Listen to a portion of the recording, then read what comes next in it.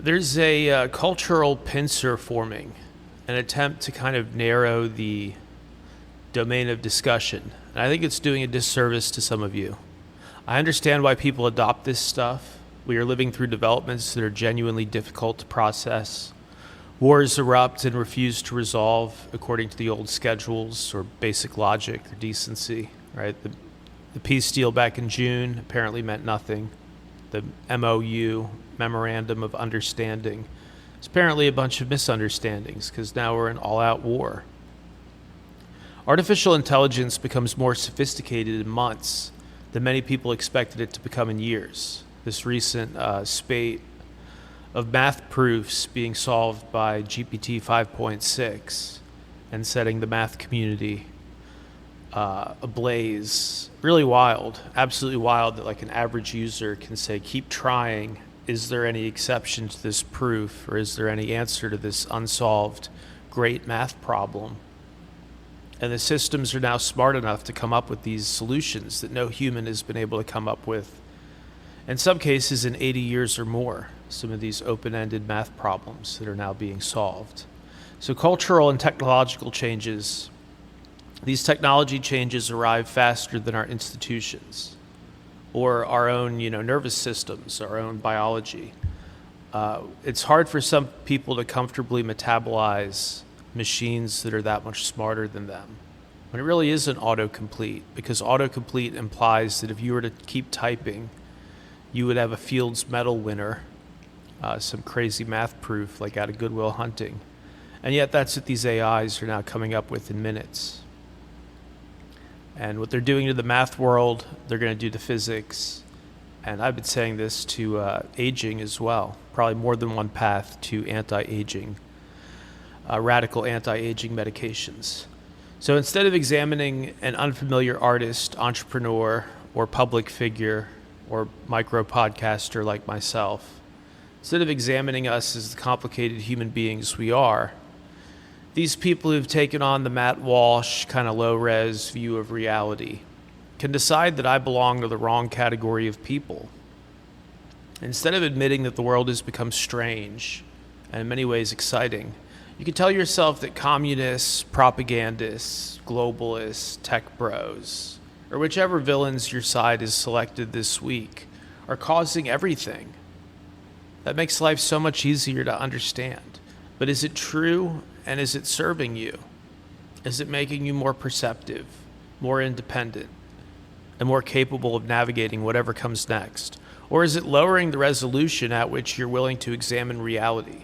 Once somebody hands you the complete cast of heroes, villains, traitors, and victims, the Matt Walsh culture war deck, you no longer have to investigate anyone. You just put on that Tim Pool beanie in hot summertime. You only have to assign yourself the role of listener of Tim Pool, and he'll figure it out for you. He'll tell you who to dislike. He'll tell you who to distrust. The technology investor becomes the soulless tech bro. The artist becomes the propagandist. The conscientious objector becomes the communist. The successful person becomes corrupt. The person with an unconventional lifestyle becomes secretly miserable. And once the character has been assigned, new evidence no longer updates your model. It simply becomes another scene in the morality play that you've chosen to basically run your model of reality. Very efficient, but it's also limiting and stupid, because whoever controls the character definitions now controls your conclusions. In effect, Matt Walsh and Tim Pool and Benny Johnson, by giving you this kind of unidimensional Marvel Comics view of reality, in which Trump D and all these shitheads are the good guys, you actually are no longer perceiving reality. And it's actually really disturbing to us normals out there, who consist of the vast majority of the population, including the vast majority of the voting public. A worldview that saves you from investigating reality is not protecting your judgment. It's replacing it. Neuron by neuron, you're being replaced by Matt Walsh bullshit. And this pincer does not only diminish the people consuming politics, it diminishes the people performing it. I watched the recent Ken Paxton press conference. He's running for Senate right now. Reporters attempted to ask him about reporting concerning his real estate holdings.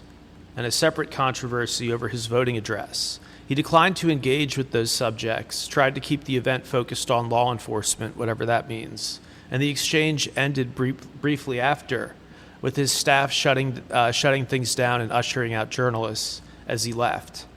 And I almost always think walking away in the middle of an interview or in the middle of a press conference, I almost always think that's the wrong move. Maybe the reporter was hostile. Maybe the question was unfairly framed. Maybe somebody is trying to manufacture a viral clip. Welcome to public life. You're running for U.S. Senate. When you leave the podium, the final image communicates something whether you intend it to or not. I can't remain inside this conversation. Right? It's totally copping out to leave in the middle of a press conference because one journalist asked you a question about your own assets when you're running for one of the highest offices in the land.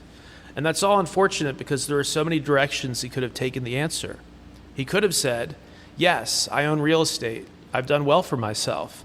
I don't believe economic success should disqualify somebody from serving the public. I know Texans who own 1,000 acres. Owning property is not by itself evidence of corruption. He could have said that and gone on with his press conference. Or he could have gone into podcast mode. He could have asked, would you prefer that I actively trade individual stocks every 17 minutes while holding public office, as some are doing right now? Or would you prefer that I put my money into tangible assets in local economies? Here are the disclosures. Here's how the properties were financed. Here are the safeguards I've put in place against any perceived conflicts of interest. Now tell me what you believe was wrong here. Tell me why I can't own a bunch of homes before I run for the Senate. That would not automatically prove that everything was proper. It would raise the resolution of the conversation, though. Instead of running away, we would now see his side of the argument. Now we would have to discuss financing, disclosure law, his past income, legal compliance, conflicts of interest, but it would move away from this viral clip of him running away from a press conference.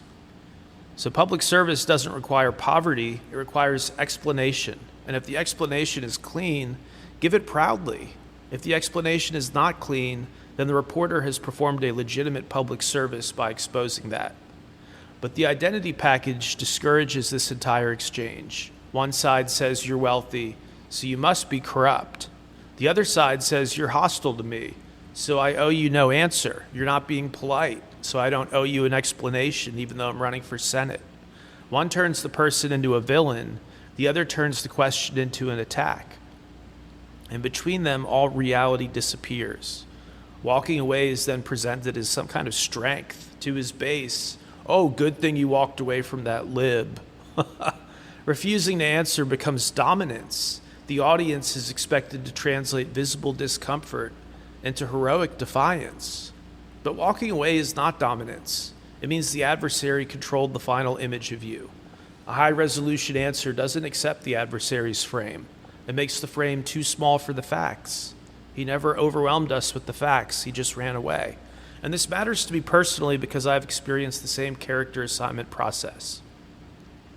People see technology, travel, money, or an unusual level of ambition, given my cognitive surplus over the last couple of years after I got over the COVID brain fog, very much the opposite swing of the pendulum. And they reach for the nearest available character: tech bro, egomaniac, escapist, bad person, someone secretly compensating for a deeply empty life. That character is easier to process than a real human being. It means nobody has to ask, what actually interests me? What have I actually accomplished over the last couple of years? What am I working toward? What have I sacrificed? What opportunities have I encountered so far? What have I gotten wrong? Nobody's actually asked me these things. My actual ambition is something closer to radical continuity. I want to live for 100 or for hundreds of years, not forever, but certainly given how easy it is for AI to solve math proofs and stuff, I want the anti-aging pills. I want to live to see 180 or 200 or something. I want to see this whole technology revolution. I want to see us in deep space, all of it. I want to collaborate with the major AIs at a depth that is not yet possible, not by becoming some Borg creature, but with non-invasive, higher, throughputs, like this thing we're building, the braid. of using math as language pretty much. A 384D object can represent almost any concept or image or code base. It's a form of language, it's just not human language, just not characters developed over thousands of years of cultural mutation. And so that's the kind of stuff that interests me. Again, not putting on some Borg headset, but actually developing and financing some of the software that's going to throw us cleanly into the 2030s and beyond. So that doesn't make me a tech bro. I do want to live for hundreds of years. I do hope that I make money more often than I lose it. But beyond that, I don't see myself as a tech bro. So I want enough time to master things. Then I want to remain long enough to watch that mastery become obsolete. I want to see multiple technology eras. I want to see this whole frontier of AI then branch out into deep space travel and radical biological breakthroughs like anti-aging. No reason we shouldn't have an anti-cancer pill and a you live to 180 pill at this point or in the near future. And fear of transformative technology, if you take the Matt Walsh view, that's not automatically prudent. Shrinking your ambitions until they fit comfortably inside your political identity is not humility. I'm not asking you to adopt my ambitions, I'm not asking you to be me. I'm asking you to figure your own self out, investigate your own ambitions. Is the identity package you've taken from Tim Pool and from Benny Johnson and these other fucking morons, is this actually making your life bigger? Or is it boxing you in a way that I just don't feel boxed in? If Trump makes a mistake, it actually doesn't reflect poorly on me. If Trump loses a war, aside from being an American, it actually doesn't reflect poorly on me. In fact, I said, don't go to war. So you're more than the labels they give you. The world is way more complicated than the characters they have handed us. Break these boxes. Think longer. Don't assume you're a conservative who can't work with AI. Don't assume you're anything. Don't assume you're a traditionalist who can't use legal cannabis in a state where it's allowed. Don't assume you don't want to go to other countries to see how they live to then compare it to us. Don't make any of these weird assumptions that these people drop on you. Don't assume that the Odyssey is Monty Python before you've actually watched it, just because some idiot has told you it's unacceptable that he cast a black person for 3.5 minutes when black people were throughout the ancient world and were even mentioned explicitly by Homer. This bizarre rewrite of reality is not for all of us. In fact, I don't think it's really for any of us. I think it's a hustle. I think it's a gross hustle. As far as my interest in AI, again, it's now used by 1 billion people per week. It's not just me using it. Start thinking for yourselves. Start using stuff like AI. Even if you claim to be some Matt Walsh trad, go to chatgpt.com, pay the $20, or Google Gemini, and actually know what the fuck you're talking about, because you sound like absolute clowns. So AI adoption is not only technological diffusion, it's a kind of cognitive and taste diffusion, right? This big cloud mind is giving people ways to improve a paragraph or something like that, or ways to design a new graphic. And then eventually the machine changes what they recognize as a good paragraph itself. It's pretty deep when you think about it, right? It's not only do you expect more clarity, but your tastes are getting harder to match. So you don't want dog shit writing anymore. You don't want dog shit logic. You want at minimum the logic of a Gemini or a GPT, not some scammer like Matt Walsh, not some cultural scammer trying to box you in, when this is actually a very exciting era. If you missed out on the first $8 trillion, if you missed out on the first $8 to $10 trillion that were made in AI, that's too bad. But you don't have to listen to these clowns forever. So it's changing again what people see as a good graphic or a good paragraph, and perhaps what people recognize as a good thought. That's where things are headed, is you'll start to be more discriminating. Like, these are actually bad ideas. This is actually just dog shit, regressive stuff boxing you in while people like me are living good lives. And you don't have to look down at us. You're actually just completely wrong. The anti-AI stuff in 2026 and the freaking out because there's a black person in a movie for 3 minutes, this kind of traditionalism is actually just completely fucking wrong. And if you cared so much about Western civilization, you'd be protesting the fact that no Epsteinites have been charged and sent to prison yet. But clearly you don't care at all about the fabric of civilization. These people trying to box you in, they don't care at all.